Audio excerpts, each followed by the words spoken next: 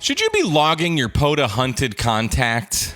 What is the Mac equivalent of a COM port, and where do you find them? And how can you use a battery for your ham radio in your car without mucking everything up? This time on Mailbag Monday. What's happening, guys? Thanks for tuning into Ham Radio Tube. My name is Mike, K8MRD. If you have an amateur radio-related question for me, shoot me an email, k8mrd@icloud.com. We've got kind of a cornucopia of questions today, so let's dive right in. This first one, this viewer says, I have a twofer for you. See what he did there? Because twofer's a POTA thing. First, I've been playing radio for less than a year and hope to evolve to activating POTA soon, but so far have only hunted. Does one put their successful hunts in their logbook? Well, yeah, I mean, I do. Do you guys out there? Let me show you.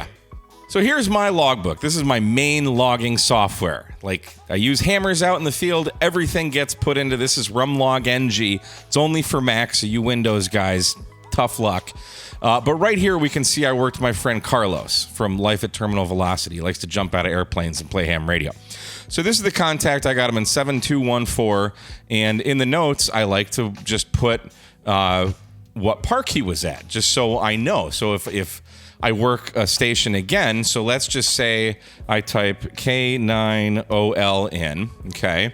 I can see I've got 3 QSOs with him, so I can just click this box, and it's going to show me the other QSOs that I have with Carlos. It looks like I've worked him at 4192 twice, and I've worked him on FT8. So just a quick way to know when I've worked a station. So just in conversation, you can say, oh, hey, I worked you at 4192 back on November 16th, and then again on January 6th, and then once on FT8. So I do that, and then I also upload to Logbook of the World, which looks like Carlos does not. Shame on you, Carlos. But then you can also go to the POTA website, and you can cross-reference that. So here's the contact with Carlos, K9OL, on 1/6. He was in, where the heck does it say the park? Right here, 4192.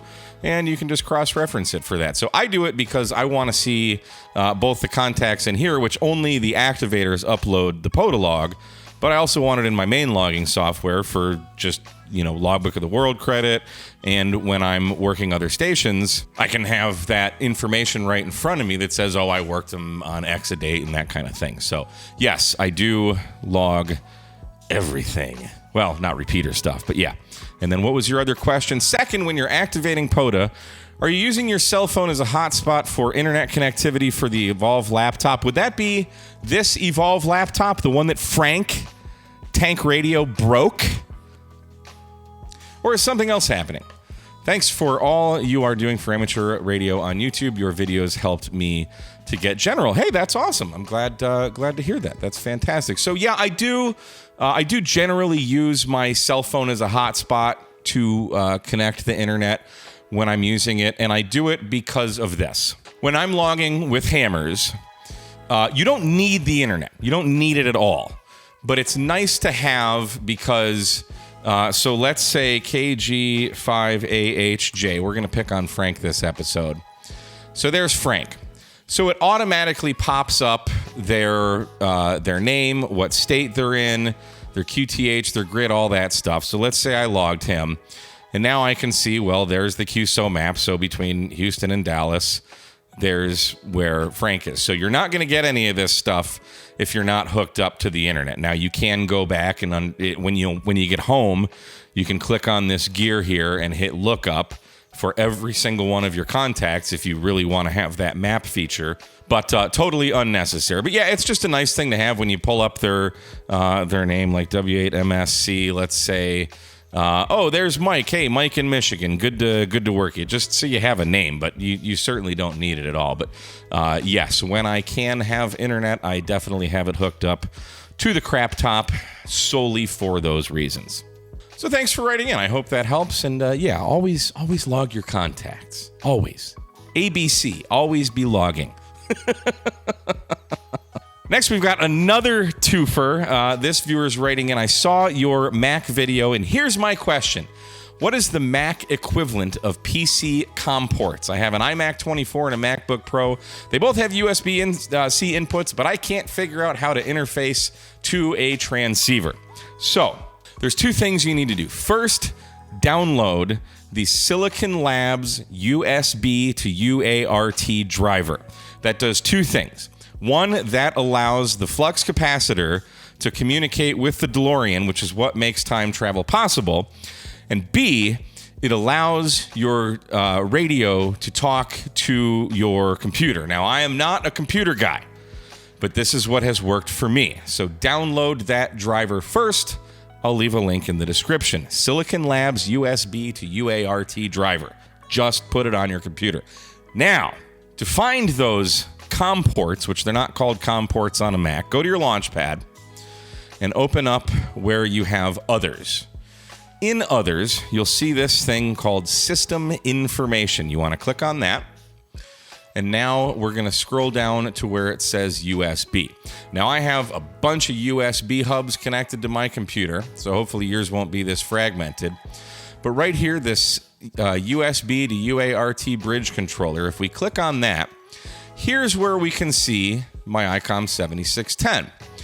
This location ID is basically what Mac calls a COM port. Now notice I have two, which I might just have this driver installed twice. I probably do, but I have an A and a B. But you'll notice B is 1113 and A is 1112. So we use this, for example, if we're going to be using, say, WSJTX and you want to have your transceiver connected to WSJTX, we're going to go up here and click WSJTX, go to Preferences here, and then under the Radio tab, right here under Serial Port, that's where we're going to find, see, we have the 11120 and the 11130. Now, I have no idea what these mean, CU, TTY, I have no clue. So I'm the kind of guy, I'm just going to click on stuff to make work. But I know that my 7610 is on TTY 11120. So you click that, you can hit Test Cat, that's green, Test PTT, that's red, which red is a good thing in this case. And I can click OK. I can change frequencies here. Everything is working. So if it doesn't work, just go back here. Maybe you're on 11130. Hit Test Cat. See how it doesn't turn green for me. Sometimes you might need to restart the program too because it might get hung up. For example, if I go back to the TTY 11120, hit Test Cat, now it's not working. So I'm going to close WSJTX, reopen it, go back to Preferences. Like it should just work automatically. So now it's back on 11120. Test Cat's green, Test PTT is red, and that is how you find your COM ports. Then he also had another question about hammers. He says, how do you show the state in the QSO listing? Mine doesn't have it. I think I saw it in your listing. Appreciate any help, Dave, NN5DE. I live about 20 miles from Jason up here in Grapevine, so I am sorry to hear about that. The unfortunate thing for you is just south of Grapevine is Euless, and Euless is where Frank lives. And Frank broke my laptop.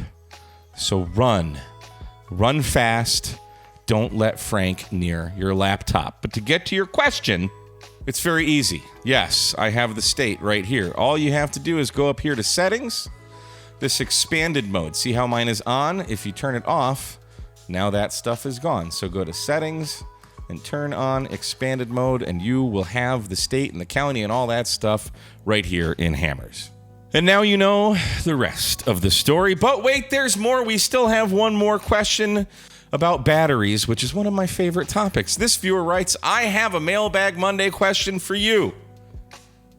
I haven't messed around with portable battery power and the associated tech too much, and aside from your videos on the subject, I have no personal experience, so I'm kind of at a loss as to where to start with this. I've made a block diagram for visual representation, but basically I'd like to have a LiFePO4 battery, he's talking about a Bioenno 12 amp hour or similar, to power my 100-watt mobile radio when stationary, so I don't have to idle the engine or worry about a dead starting battery. Here's what I'd like to get out of this setup. He wants to have the ability to leave in place all the time to charge the LiFePO4 when the engine is running, not have the LiFePO4 back-feeding the vehicle's electrical system, and the ability to stop drawing current from the vehicle if the voltage drops below a certain level. My question, is there such a device out there that will do that, Or am I better off plugging, unplugging, charging manually? So there is. And let's look at this block diagram he has right here. He's got the load up top, which would be the battery. Then he's got the vehicle power supply off to the side. On the bottom left, we've got the LifePo 4 battery. And then in between, we have a mystery box.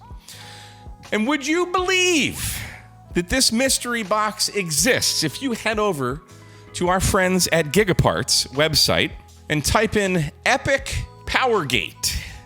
This right here by West Mountain Radio, this Epic Powergate 12 volt 40 amp backup power system for $169.90 is going to do exactly what you want. And look at this block diagram they have for us.